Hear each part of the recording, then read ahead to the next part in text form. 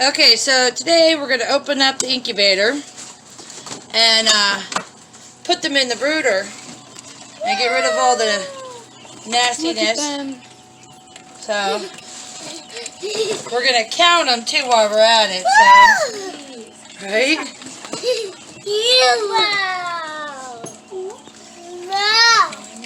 Just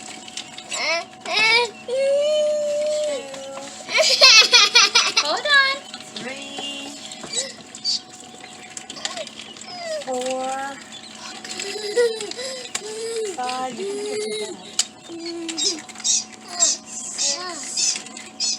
They're so cute. 7, 8, 9. So how many do we have? 28. So we have 28. So now we're just going to take all the empty shells. Going to put maybe a little bit more water in here. And give the other eggs 2 more days to try and hatch. Okay, so I'm going to take the baby quail. I'm going to stick their little beak in the water. Make sure they get a drink of water. And then I'm going to let them go. So I'm going to do that to each of them. Now, it depends on who you ask. It depends on who you ask if you should do this or not. Most people think you should. But some people think that, you know, it's a traumatic experience being born. So that's why they don't do it. And that, you know, that they're not stupid, that they'll figure it out on their own. But, you know, just in case. No, this way they know. And these are actually quail waterers. So if you notice, this is really, really tiny. Because if you have a regular waterer, you have to put marbles in the bottom. Because with them being as little as they are, they will drown if you don't have a quail waterer. Hold on, go.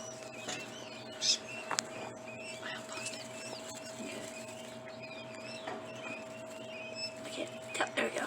That's how you do it. This one right here was making noises. Very cute noises.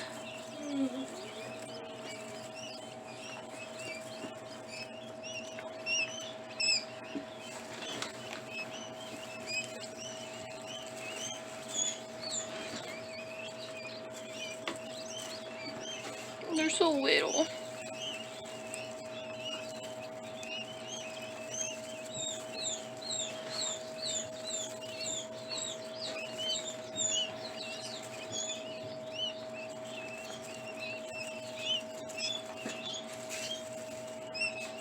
Oh, you got any?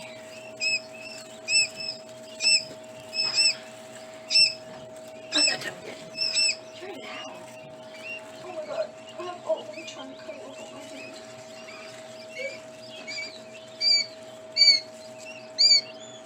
There it goes. Aww.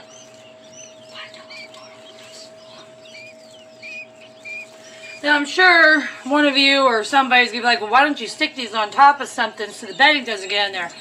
Every time I attempt to do that, one of the baby quails or more than one end up underneath whatever I place these on and die. So, yeah, it's going to be a little bit of pain in the butt, keeping them clean, but at least I won't have dead baby quail. I love how they all just curled up in my hand.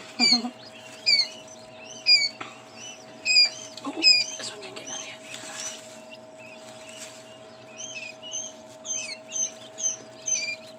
Hold on.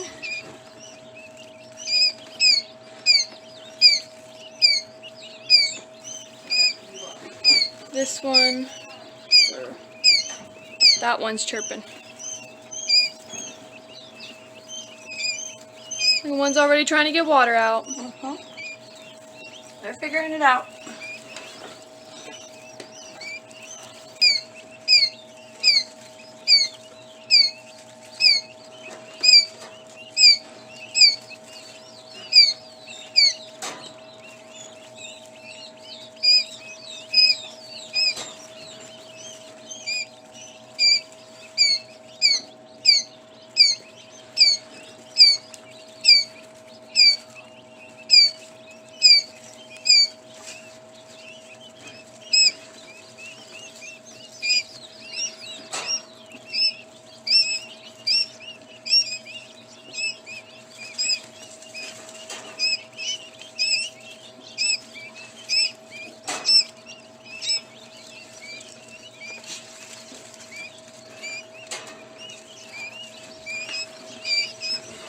There's other places for you guys to go.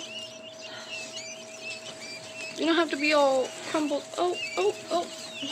Oh, you got it.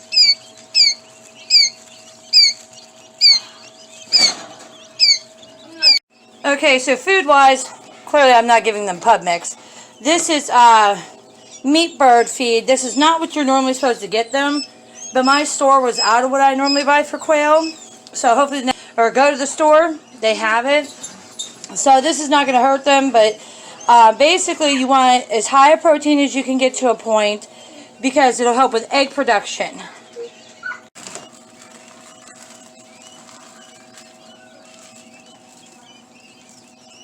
And I'll probably have to feed them once a day for the first week, and then after that I'll probably increase it twice a day. And then at about 2 weeks old, they should be pretty decently feathered out, and they can go over to the farm. Okay, so here they all are.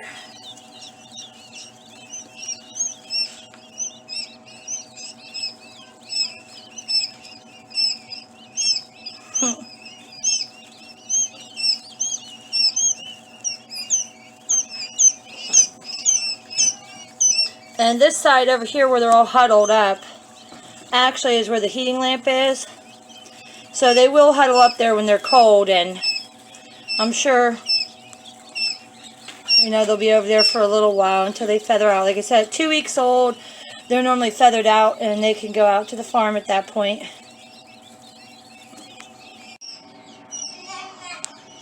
It's awful noisy in here. So this is the first time we're using that kind of heat lamp.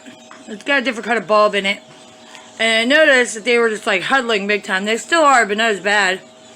And now they're just huddling underneath the light, so. And I had to do something with the water because it was leaking everywhere. So I did just put like a grate in there. So this way we can see what's underneath it. Not just lift it up and find one dead. So hopefully that will help with the water because the bedding was getting real wet. Okay, so I felt the need to address why we have our quail brooder inside an extra large dog crate. We do have other animals such as cats, dogs, and we have grandchildren that could possibly harm the quails. And we do want them to get to the point where, you know, we can get them to the farm so we can get egg production from them and eventually meat. Goodbye from the Wallace Farm!